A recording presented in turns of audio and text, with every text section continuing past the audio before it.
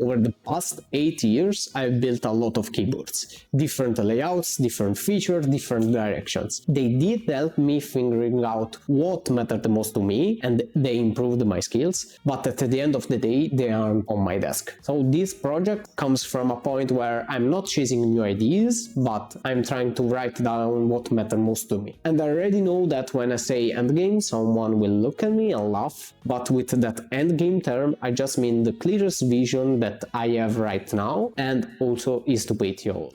I'll be honest, the real problem is not the keyboard itself, it's everything around it. Right now my desk is full of devices. I have my desktop, I have my laptop, the tablet, my phone, and each one of them comes with its own way to interact with it. That means different keyboard and constant physically switch between them. This switch breaks my focus and over time becomes a mental load. So the actual problem I want to solve is not the keyboard itself, it's just having a single point of control. So when I simplify everything, the need becomes very clear. I just need one keyboard that works everywhere with every device. This simple vision brings a lot of features.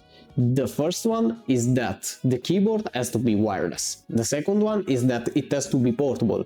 Lastly, and most importantly, it has to be a muse for everyday use. As of today, March 29, 2026, the project has well-defined purposes and principles. Also, I have something to show you, but yet it's not the whole project, as it's not completed yet. So let's start by deep diving the 4 features. This keyboard needs to be wireless, because having cable will require me to switch physically USB port between devices, and so will interrupt the work.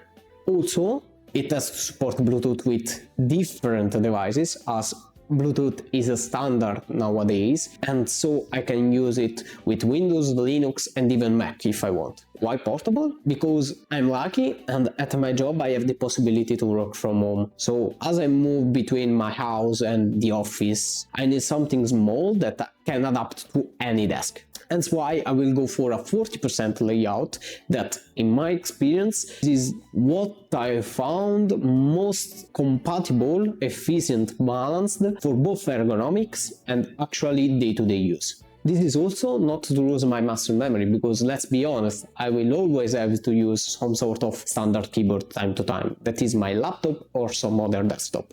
This decision brings some other points to discuss. Why not less? I tried smaller keyboards with 34, 36 keys and they are efficient, but for me they remove too much of the option keys like ESC, Tab, Shift, Escape, Control, Alt and the arrows. Those keys are not optional in my workflow, as I not only input the text or write code, but I also create slides, presentations, videos and even game. So given that wide range of applications that I use every day that are taught with a standard keyboard layout and a mouse in mind, I face 2 major issues. First, it's having the shortcut to that keys, like Control, hide under a layer, and so this will hurt my muscle memory and my efficiency. Second are all the apps that requires precise cursor placement, so to be used with a mouse, as you cannot have really precise cursor placement with a touchpad or a trackball. I have some projects in the backlogs I will explore further on to define an input device precise but also portable that you can attach to your fingers, but it's another project. Those 2 issues are the reason I will go for a 4x12 layout with all the extra keys placed in a similar way to a standard keyboard. So let's talk about the opposite side, bigger keyboards, like a standard 60% or 65%. These keyboards comply to the standard, so it means that I don't have to adapt my muscle memory. On the other side, I think I can do better than a standard keyboard for 2 things. First, 40% is smaller than a 60 or 65%, and also I think I can do better than the standard layout. This because standard layout have some often used keys like backspace, enter, delete really far from the home row. This would require my right hand to stretch to reach them or to move my whole arm around. And I don't want that. I think we can do better. Lastly, why not split? This point is hard to justify even to myself, as in the past I created and used a lot of split keyboards, and using them I found out two main factors to which they don't work for me. First is the form factor, as having two halves means that you have to charge both of them. This is a minor thing if you use big batteries. And second one, as said before, are the applications that requires me the mouse. So having one hand that jumps between the mouse and the split keyboard interrupts the flow. But at the end, I have to admit that split keyboard would benefit this project both on portability, as you can compact the two sides to be the size of a smartphone, and ergonomics, as you have the freedom to place the two halves in whatever position you find comfortable.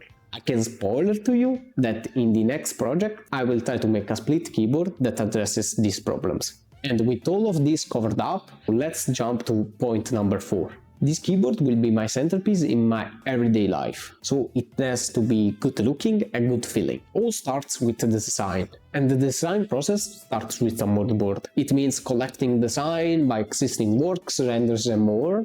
This helps me define the features and guide the design process. Also, I have to admit, it is always cool to go on Reddit, Pinterest and entering the flow state by pasting things on a giant canvas. Seeing all of these designs and picking what you like and what you not. After many Pinterest sessions, I started picking out some features that would be cool to explore and have it on the board. Only after this mood board process, I started working on designing something. If you imagine something that you see and feel every day in a keyboard, the first thing that comes to mind are the keycaps. And there I spend a lot of time to define how they look. In this process, I had a big constraint. My resin printer is broken, so the keycaps should be easily printed with FDM and without any support. Online there are a lot of models of keycaps that are printable with FDM in mind, but nothing that matched my tastes or the vibe of the project. In particular, there aren't many 3D printable keycaps for low profile. It comes to mind Kia and KLP Lame. But Kia requires support, and KLP Lame wasn't matching the vibe. So I took the matter into my hands, and I've tried a big range of shapes, from the most simple flat ones that were laid on the bed on the top side, and even if it was feeling good, not having a curve where the finger can slot in caused many mistypes. So I continued experimenting, adding a slot where the finger could slot in, but printing in the same way as before. This caused inconsistent prints, most of them failed, and the bridging was really visible. This meant also that I could not engrave a good looking legend, so this option wasn't the way. Lastly, I tried with another printing orientation facing the bottom, so the keycaps had bridging where it would not be visible and allowed me to add a subtle finger slot and high quality printed legend. Easy to say, but in practice, to have the best quality, this requires some trickery in the slicer, but it's really okay for me now. I will surely reprint them in SLA with resin when I will repair my resin printer. One feature that I never had on my keyboard and wanted to play with is the Rotary encoder, also known as a knob. I know, I said that this project would be a collection of things that I know works, and the knob isn't something essential, but I think adds character to the board, and I already bought some components in the past. At the end, this will be useful to scroll, zoom to the timelines, and to control the volume of my devices. Also, having already designed the caps for the keys, the cap for the knob was kinda easy to design. It follows the same form, just in a circular way and not a squared one. Let's talk about the layout. This category overlaps a bit between design and efficiency. So let's face it now that we have a clear point of view.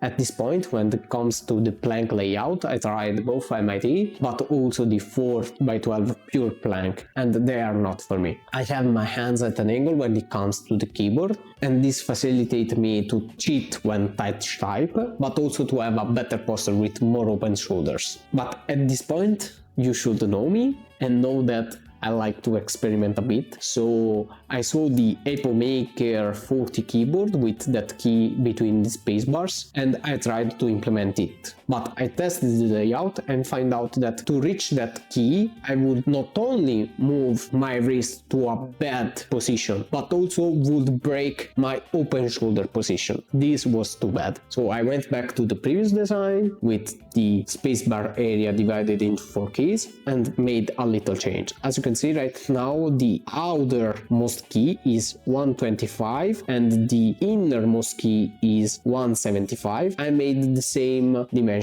for both keys, so 1.5 and 1.5. This also for the other side, 1.5 and 1.5. With all of that done, the project has a rocket start. Now it remains to decide the name, and I know naming the keyboard is the hardest part, but I have two options: Grid, the current name for the betas, and OKB45, inspired by teenage engineering naming, TP7, OP1, and so on. But I'm still open to other options that will come, and let me know in the comments what you prefer.